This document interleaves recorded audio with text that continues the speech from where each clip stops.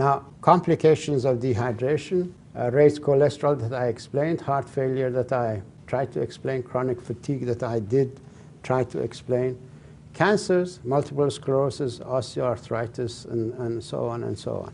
Cholesterol, I explained, becomes the adhesive material that sticks the cell together. If cholesterol wasn't there, this cell would die very quickly. It'll disintegrate. Cholesterol has other functions. It converts to, under the influence of sunlight, converts to vitamin D. Vitamin D goes through the cell membrane on its receptor. Its tail sticks out. Calcium sticks to the tail of the vitamin D, and all the other elements stick to the tail of the calcium, and the whole thing is taken in as a train, as a food train. So cholesterol is a vital element in the human body as a mechanism of converting sunlight to within the food metabolism of the body. So sunlight is absolutely essential. So people who've got high cholesterol, it means that they're actually low in energy level. They need to go out in the sunlight and get a little more of their cholesterol converted to vitamin D and enhance their food chain activity. By the way, cholesterol is also the element from which all the hormones are made. Cholesterol is the element that the body uses as an insulating membrane on all its nervous tissue. So cholesterol has got a monumental role in the human body. There is absolutely no such thing as bad cholesterol. The idiots who use it should be hanged. Cancer. As I explained, I presented at a cancer conference the explanation that cancer in the body is produced by dehydration. And water and salt are better medications for cancer than anything you can imagine. Cancer cells are primitive cells, genetically selfish. In other words, they're unsophisticated cells. Through our cultural development, cells of the body have learned to perform a role within a capacity of function. As we become dehydrated, we reduce that integration of activity, and gradually we force cells to become immature and primitive. They live in anaerobic environment and low oxygen needs. If oxygen reaches cancer cells, it'll kill them. And that's why they've been trying to treat cancer with hyperbaric oxygen, things like that. But the best way is to increase water intake. It will take oxygen to the cancer cells. Cancer cells in culture reveal stem cell properties. In other words, if they don't have to go and take fetal tissue, they can take cancer tissue and produce stem cells. In cell cultures, if they don't give the right deficiencies to the cancer cell, it'll immediately becomes a stem cell.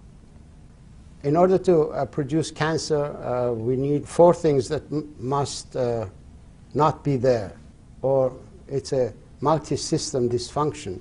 First and foremost, DNA damage, as I explained. Then we have got a repair mechanism that is deficient. Then we've got receptor downregulation because the cancer cell becomes primitive, and then the immune system suppression. DNA damage is produced by excess acidity in the cell. You've seen these monuments, stone monuments, when pigeons sat on them and the pigeon droppings defaced the monuments. The acid ate into the stone. Now, our cells are less hard than the stone.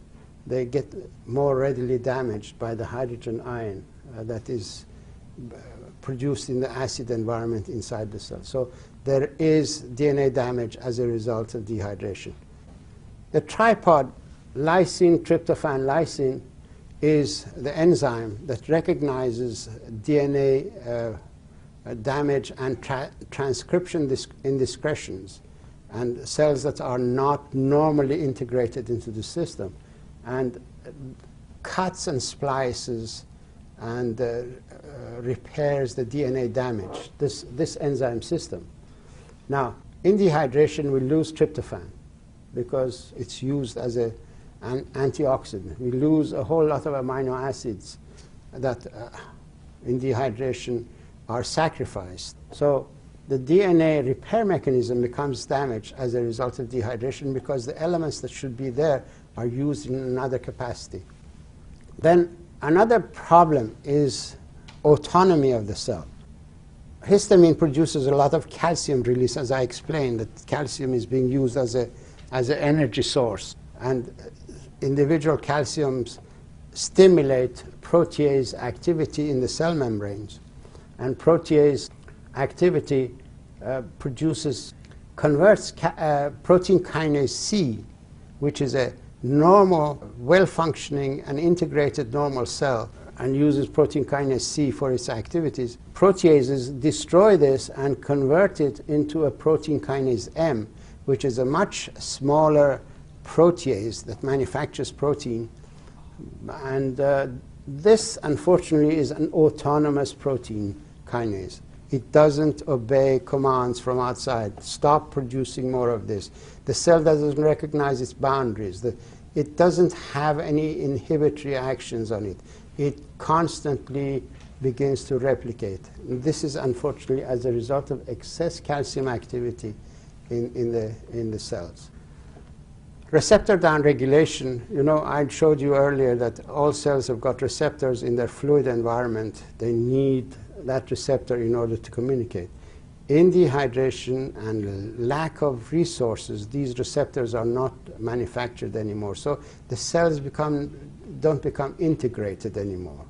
They are less integrated. And as a result of that, the cell becomes autonomous. There is no controlling mechanism to stop it from excess activity. Then we've got the interleukin-1 activity, which continues to break down tissues.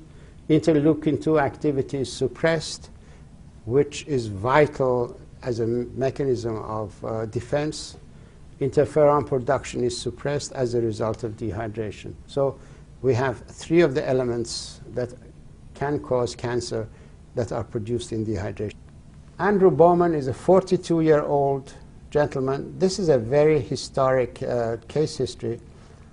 He is probably the first one that will show you how dehydration in the fourth dimension of time, dehydration that initially revealed itself in childhood and by the age of 40 produced a whole host of damage in the guy and eventually caused his problem.